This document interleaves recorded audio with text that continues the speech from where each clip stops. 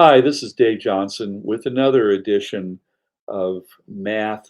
I think we're going to call it Math Off Topics. The reason I want to call it that is because these are topics that are not usually discussed in tutorial videos on the internet.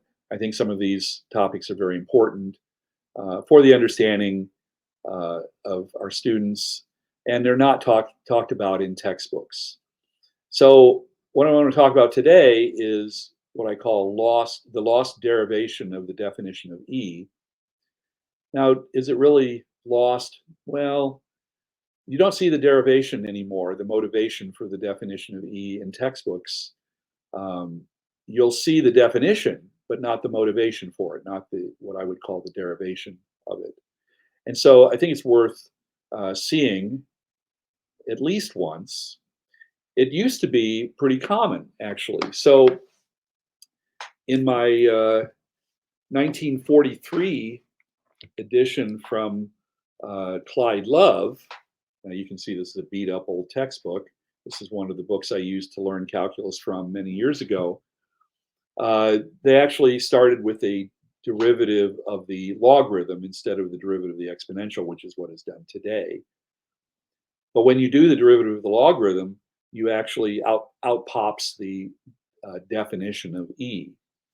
And you might say, well, 1943, that was a long time ago. Okay, well, 1974, this is they're both Macmillan textbooks. This was A.W. Goodman, 1974. Uh, he does exactly the same thing. Talks about first the derivative of the logarithm and then later uses the implicit derivative and the inverse property to get the derivative of the exponential. Now, I agree, the derivative of the exponential is pretty simple if you know the appropriate limit, but even that limit is not motivated very well, if at all. And I think I'll do another video that talks about that. But okay, so let's get into it. Um, so we're going to start. First of all, let me assume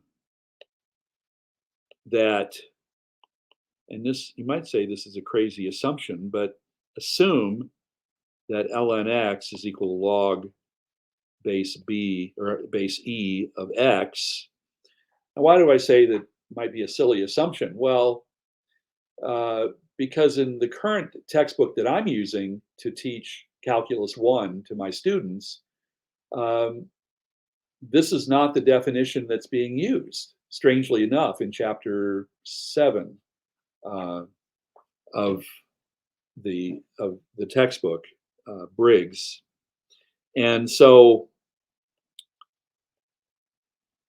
very fine textbook. I mean, I love the textbook. It's just they've made some choices that I wouldn't have made in terms of the ordering of topics. So we'll assume that that is the case. And now let's do the derivation.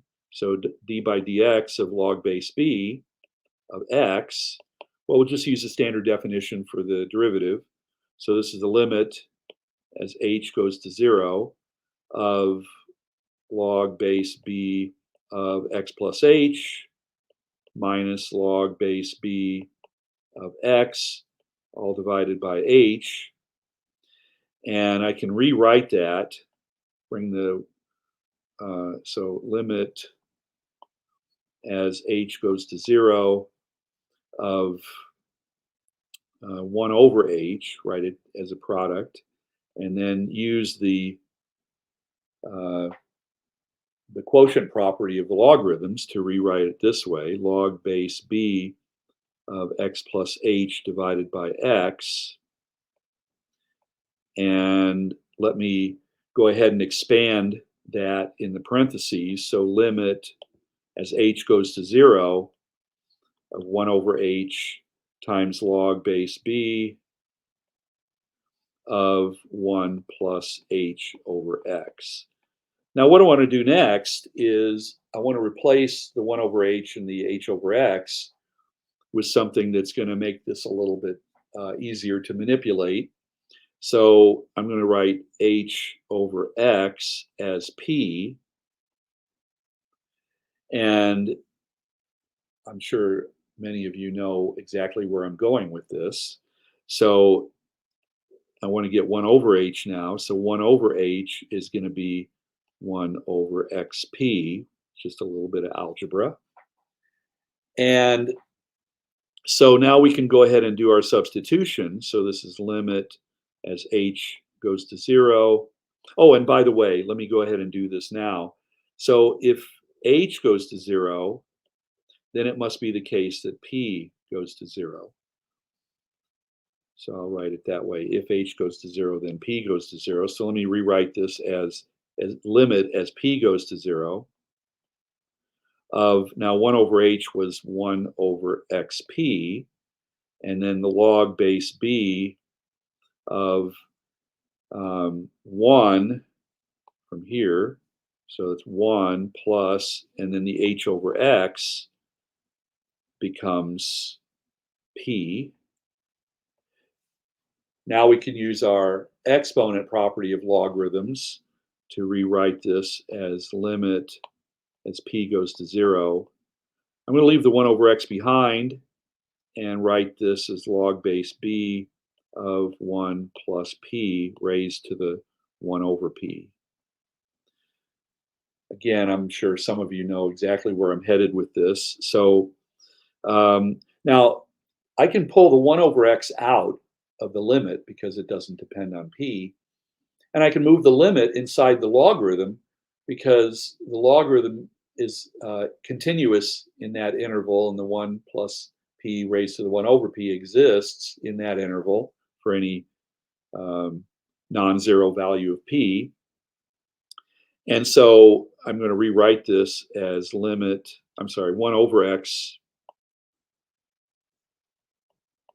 times the limit as p goes to 0 of, and then actually I'm going to do this all at once. I said I was going to do that. So log base b of, now let me put the rest of that in brackets, so I can write this as limit p goes to 0 of 1 plus p raised to the 1 over p. And the expression that's in brackets, you'll recognize as the standard definition of E. And again, this definition is being redone in some modern textbooks. And I find it a little disturbing. I think I'll have a discussion of that in a future video. So we call this E. And so therefore, we get 1 over x times log base b of E. Now, if I want this expression, the log base b of E, to be 1, then that's going to be true if and only if b is equal to E. So I can write this as 1 over x if and only if b is equal to E.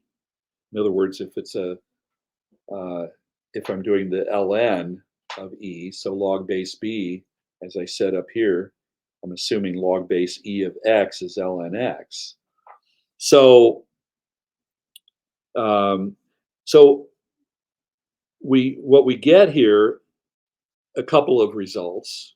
We get that d by dx of log base b of x is equal to 1 over x times log base b of E. Now, if we use the change of base formula, I can rewrite that as 1 over ln b. And so usually that's written as 1 over x ln b. So that's one result that we get. Another result that we get is that derivative, so d by dx of ln x is equal to 1 over x. So both of those are very important. But I think more importantly for this video, we get that E is defined to be, we use the sometimes the triple equals to indicate defined by, limit as p goes to 0 of 1 plus p raised to the 1 over p. And so all three of these results come from just doing the derivative of the logarithm base b using a standard definition of the derivative and a couple of log properties. So um, anyway, I hope you find that useful. If you have any comments, please leave them below and I will respond. Also, if you like this video, please subscribe and maybe give a thumbs up to the video, and I'll see you next time.